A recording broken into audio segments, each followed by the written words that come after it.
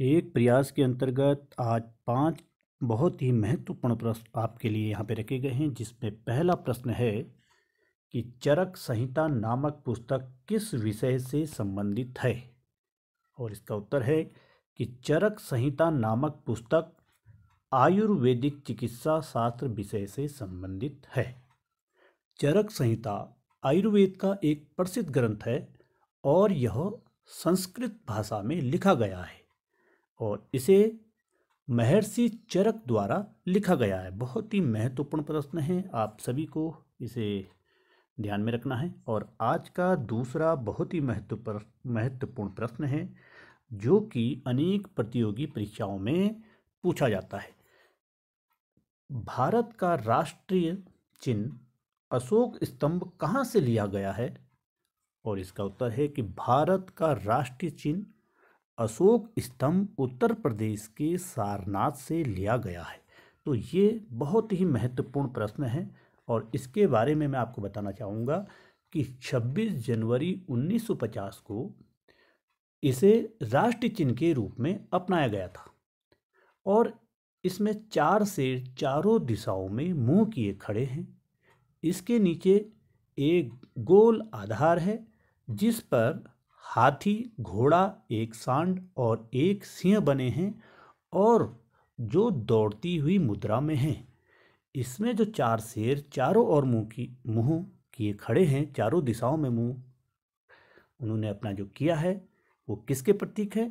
वो शक्ति, साहस, आत्मविश्वास और गौरव को प्रदर्शित करते हैं।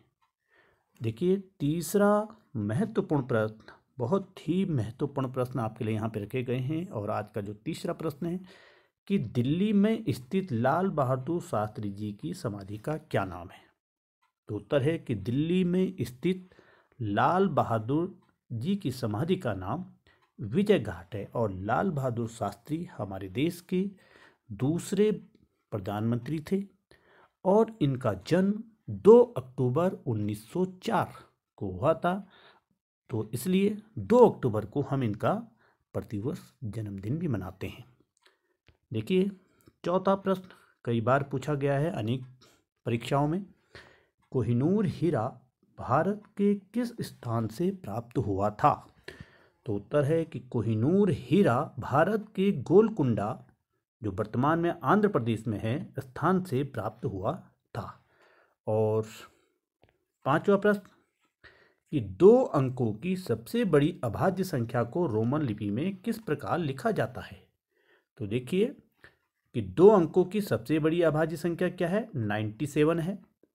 और इसको रोमन अंकों में कैसे लिखते हैं, इसको लिखेंगे आप,